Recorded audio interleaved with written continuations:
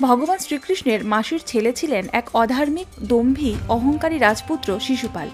জীবনে একের পর এক অন্যায়, পাপ আর অভদ্রতার সীমা অতিক্রম করতে করতে যখন শিশুপাল নিজের পাপের ঘোড়া পূর্ণ করে ফেলে, ঠিক তখন ধর্ম রক্ষার জন্য ভগবান শ্রীকৃষ্ণ তার সুদর্শন চক্র চালিয়ে শিশুপালকে ধ্বংস করেন। কিন্তু সেই চক্র এক মুহূর্তের জন্য ঘুরে এসে আঘাত করে শ্রীকৃষ্ণের নিজ আঙুলে। আঙুল থেকে ঝরতে থাকে রক্ত।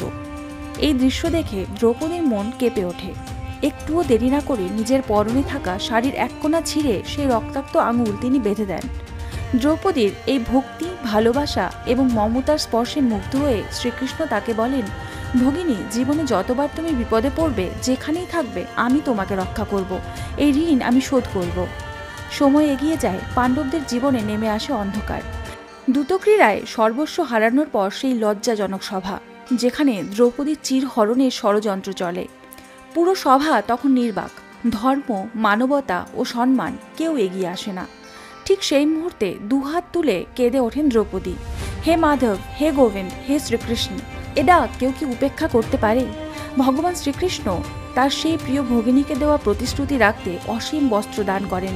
দ্রৌপদীর লজ্জা তিনি নিবারণ করেন। যেদিন দ্রৌপদী সামান্য এক টুকরো কাপড় দিয়ে শ্রীকৃষ্ণের রক্তাক্ত আঙুল বেঁধে দিয়েছিলেন, সেদিনই শ্রীকৃষ্ণ এই ভালোবাসার ঋণ নিজের অন্তরে বয়ে রেখেছিলেন। এই অনন্ত বস্ত্রদানের সেই মুহূর্তে তিনি সেই ঋণ শোধ করেন। আর ঠিক এই মহান কাহিনীর স্মরণেই জন্ম নিয়েছে আমাদের রাখি বন্ধন। ভাই বোনের নিঃস্বার্থ ভালোবাসা, দায়িত্ব এবং স্নেহের এই অমলিন বন্ধন আজও একইভাবে জীবিত রয়েছে আমাদের সমাজে। আজ এই কাহিনী বলতে বলতে প্রতিবার শ্রীকৃষ্ণ নাম যখনই উচ্চারিত হয়েছে, তার সমস্ত পুণ্য আমি আপনাদের নামে উৎসর্গ করছি। আপনারা যখন এই গল্প শুনবেন অথবা প্রিয়জনকে শুনিয়ে এই কাহিনীর কথা জানাবেন, তখনই শ্রীকৃষ্ণ নামের সেই সমস্ত আশীর্বাদ ভাগ করে নেবেন আপনারাও।